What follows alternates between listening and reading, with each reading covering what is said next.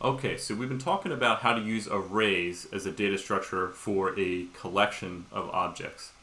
And we have this abstract data type that's add, remove, and contains for the set data type. And so an unordered array is just pretty slow across the board.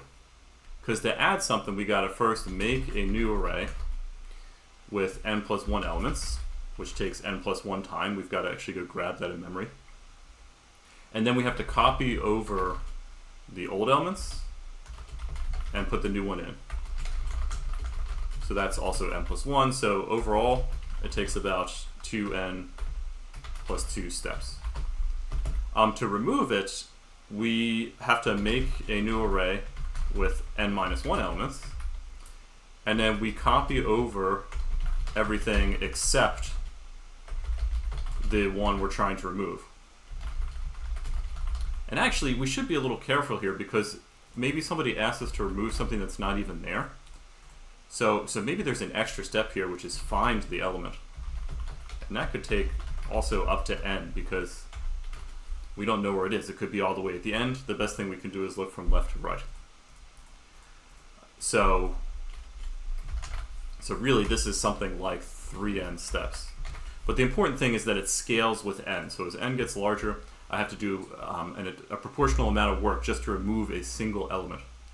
I have to do an amount of work proportional to the number of elements. And then for contains, again, we don't know where it is, so we got to search through everything. And in the worst case, that could take n. Now for the ordered array, it's exactly the same, but if we've done our homework ahead of time, we can really improve the contains method because we can use binary search, which only takes log base 2 of n time. So this is going to help us a lot. Instead of having to walk from the left to the right, we're going to be able to continually divide the number of stuff that we have to consider in half. And actually, that means that this step for searching for the element that we're going to remove will also be faster for what it's worth. That's certainly not the bottleneck here. We're still going to have to do all this work to make a new array, copy everything over.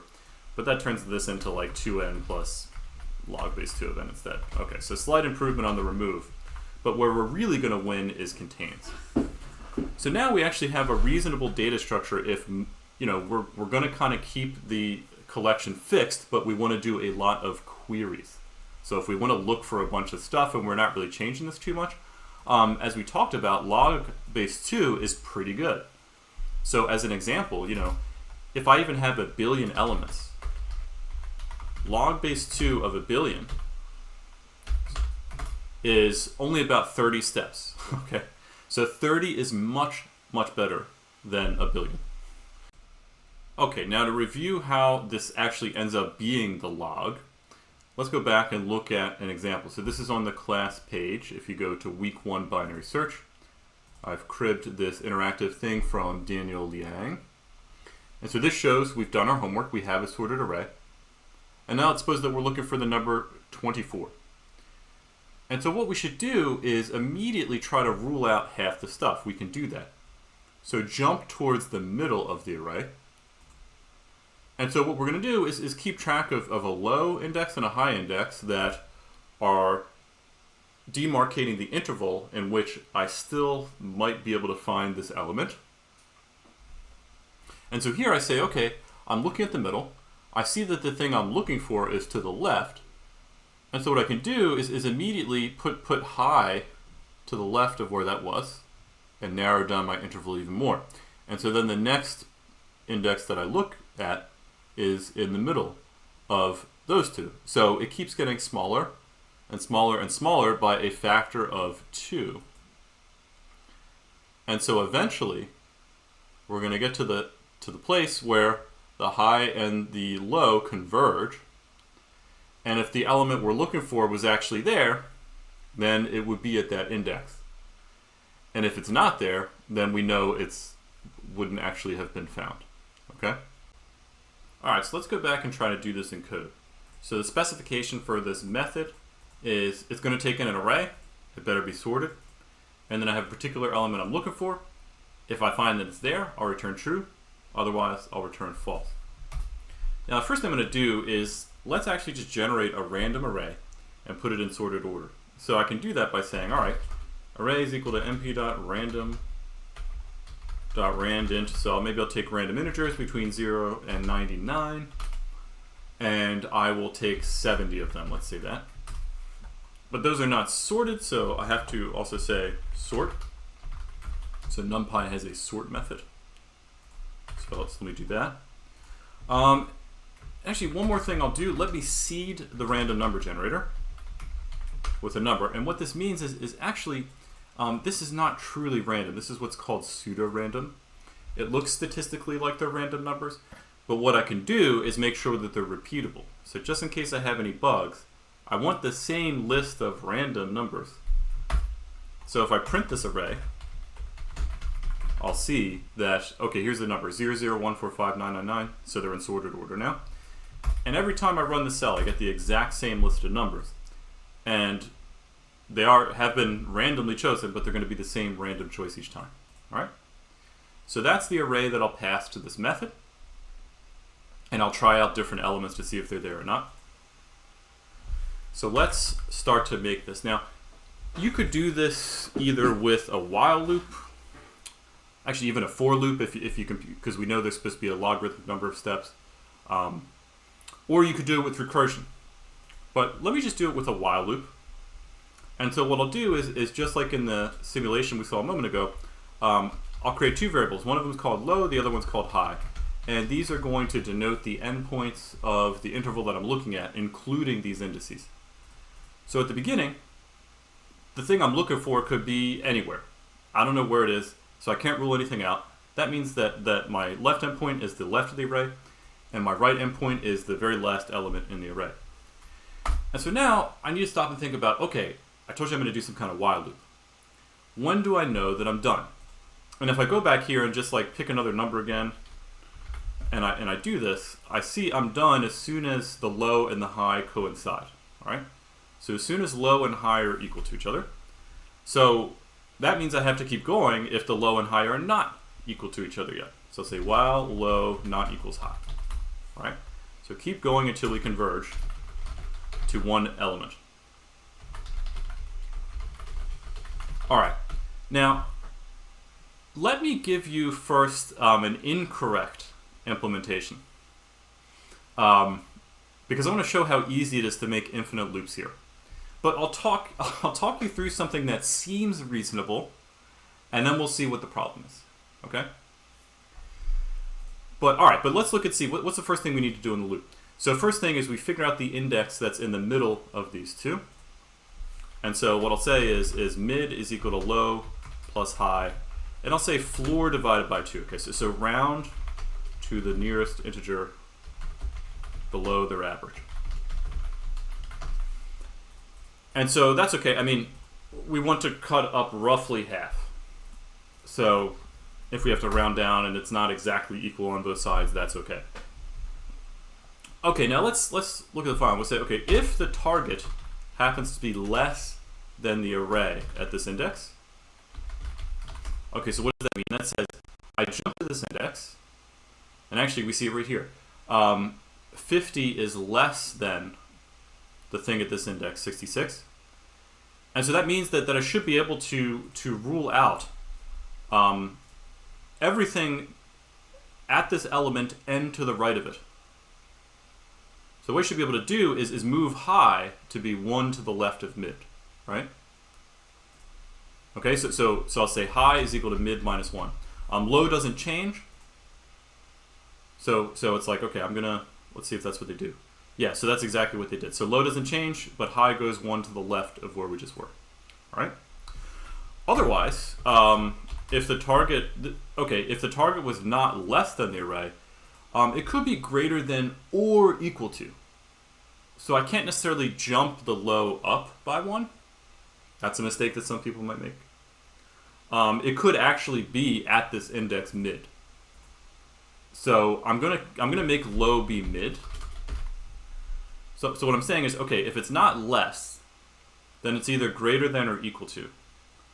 That means that I can rule out everything that's strictly to the left, but I can't rule out this element itself. All right. So that's going to go. And eventually the loop will stop. Or will it? Okay. but theoretically, the loop should stop if this is correct. And then I'll say, okay, let's have the convention actually, let me do a little bit more. Let me actually return the index. So instead of just true or false, let me actually return the index where we found the element. Just so we can check a little bit more. Or maybe say -1 if the element isn't there. All right, so maybe -1 by default, but if the array so at this point low and high should be the same, so I can check either one. I'll just say if the array at index low is equal to the thing I'm looking for, the target, then I will set idx equal to low. I'll go ahead and I'll return idx. Okay, so there's an implementation. Let me try to run this and search for 0, right? 0's there. So this should return either index 0 or index 1. I'm not sure. It's in a couple places here. So let me try to call binary search looking for 0. So I'll say binary search print binary search array 0. Uh-oh. That's not good. It seems like I'm going into an infinite loop. So what I'll do to debug, when I have infinite loops, one way, I could certainly go into the debugger, which actually is not in Jupyter here, easily accessible. So another thing I can do is just print some stuff out. That's the next best thing you can do if you're not going to have an interactive debugger. So what I'll do is maybe I'll just make sure that this loop doesn't go on forever. I'll count how many times this loop has gone through, and I'll stop it after a certain amount of time. And what I want to know is, okay, this is going on forever. That's a little bit strange because we thought we were always cutting the interval in half, right? So the question is, where are we getting stuck? So let me print out here low, high, and mid. So I'll only let this loop go through 10 iterations, and then I will, let me put this all in one cell just to make it easier. I'll print out what's going on. Okay, so at the beginning we have 70 elements. We start at 0 and 69. And then 0, certainly less. So we're kind of contracting going to the left, so that's good. So our interval's getting smaller and smaller by half, and we're going to the left because 0 is actually over in the left. So we don't change the left endpoint. We go 69, 33, 15, 6, 2. And then here's where it looks like we get stuck. So when low is 1 and high is 2. Okay, let's look at this. So then mid would be equal to 1 plus 2, floor divided by 2, which is 1, right? So when low is 1 and high is 2. And so what happens here is, okay, we look at array at index 1. Well, array at index 1 is a 0, right? That's actually the thing we're looking for. So 0 is not less than the array there. And so then I say low is equal to mid. Okay, well, low was 1. It gets stuck at 1. Nothing changed. All right? So there's an infinite loop that we had. And so that's weird. So maybe let me rename this to binary search bad for a moment. And let me copy this into a new method, and I'll try to get this right. And I'll tell you the way that I like to do this. Okay, so remember, if I go back to the schedule, I linked to this thing, and I said, 90% of expert programmers incorrectly do this. So if you get an infinite loop, don't feel bad. I used to have this as a lab, and I decided to get rid of it because I thought this was a demoralizing way to start the course. I didn't want to do that. Okay, so let me see if I can salvage this. The problem that I'm running into in general is it seems like I want to always be dividing this interval in half. So a proof of correctness would show that I'm always getting a smaller interval at every iteration. But that's not happening if we're in this particular scenario. So we have a problem when high is equal to low plus 1, and the target happens to be at index low. So this violates a condition that I would need in my proof of correctness, that I always get smaller, because what will happen is, okay, so then I have this code which says mid is equal to low plus high, floor divided by 2. So that's low plus, okay, high is low plus 1. I'll substitute that in. Low plus 1, floor divided by 2. which is too low, plus 1 over 2, floor divided by 2, which is just low, right? Because that would be a half, but we round it down. And okay, so if we look at the if statement here, we see that target is not less than array at mid because it's actually equal, right? And so we say low is equal to mid. Well, mid is low. so mid gets assigned to low, which doesn't change low at all. So low gets stuck. So we're not able to make this interval smaller. I should say until we get to the base case, which this is if you're going to do it out formally, where low is equal to high.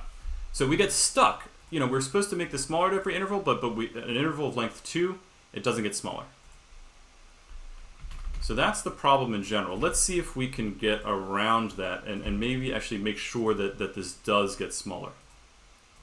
And so what we have to do is, so we're still going to have the same thing. Let's look at this scenario here.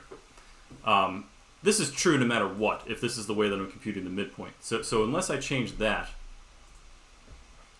then this is what's going to happen. Mid is going to be equal to low. That's actually not the problem, though. Let me actually just flip this around and try to follow through the logic again. So let me get rid of this stuff. So I'm going to try to make this better. So now I said, okay, if the target is greater than array at index mid, then that means that I can actually move the low up. So low then is equal to mid plus 1. Otherwise, I can say that high is equal to mid. Okay, so same kind of logic we were doing before. I just decided to flip this inequality around. And so if the thing I'm looking for is strictly greater than the array at mid, I can actually move the low past mid to the right. If it's not, it could be equal to mid. So I can't move high to the left of mid, but I can rule out everything to the right of mid as something I have to consider. Okay, so this turns out to make all the difference. So let me loop through all possible targets from 0 to 99. And what I'll do is I'll look up that particular target, and I will figure out what index it gives me. So let me print what I'm looking for, then I'll print the index. And actually, if the index is not -1, whoops, I should say greater than -1, then I'll go just print out a little bit more information. I'll also print out what is at the array at that index. It's giving me an index. Let me make sure it's correct. If I pull out the element of that index, it should be the target that I was looking for, right? Otherwise, it didn't find it. I'll just print out what the thing I was looking for, and I'll print out -1 for index. Okay. So I run this now, and it seems like it's working. Now it's running through 100 numbers. It didn't just get stuck on 0 that it was looking for. And actually, it does them all correctly. If I look at the array of numbers, the sorted array, I don't have a 2 or a 3, so those both return -1. But yeah, when I print out the number that's supposedly at this index, it always seems to match. So that's really good. And just to spot check a couple other things. Okay, I look up 88. It's in index 65. That makes sense. It's 88. I look there. It's towards the end. But there's a whole bunch of those, and then a 99. So everything in between doesn't exist in the list. And the other thing that you'll notice if you look really carefully is that when there are duplicate numbers. So in a set, if we were using this for a set, we wouldn't have duplicate numbers. But in general, binary search should work on lists with duplicate numbers. We don't want that to screw up. And so this version that I just gave you of binary search, where we do it like this, will always return, if there are duplicate elements, it'll always return the leftmost index. So here the index it gives us for 85 for 88 is 65. That would be this one. Just to pick out a couple others, like, looking up 9, it gives me index 5. There's actually 3 9s, but if I look here, 0, 1, 2, 3, 4, 5, the first one is at index 5. So I can explain this by jumping back up to the code and looking at it and saying, okay, if we're in this scenario where low happens to be actually a place where the target exists, then what will happen is low won't change, right? So maybe low jumps and is at the leftmost portion of this. Then what high will do is it'll continually be halved, halved, halved, halved, halved. We'll just keep going to this else statement until eventually they converge to the same place. So that works for every case, and it also works for this case where they're right next to each other, because this if statement is false, right? So we're not going to change low if it happens to be equal to the thing we're looking for.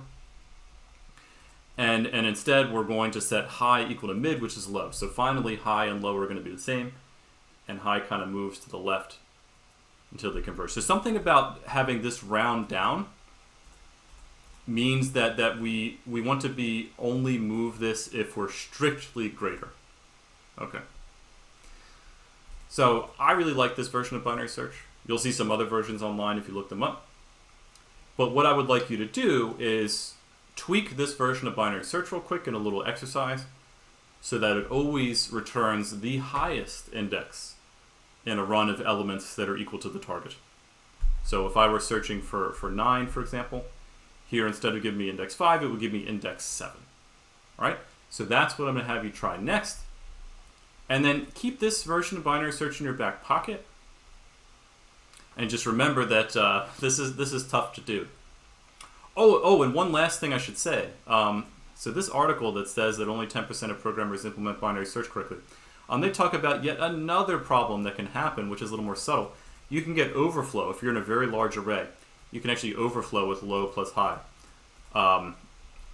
It's actually a little bit safer to say low plus high minus low floor divided by 2.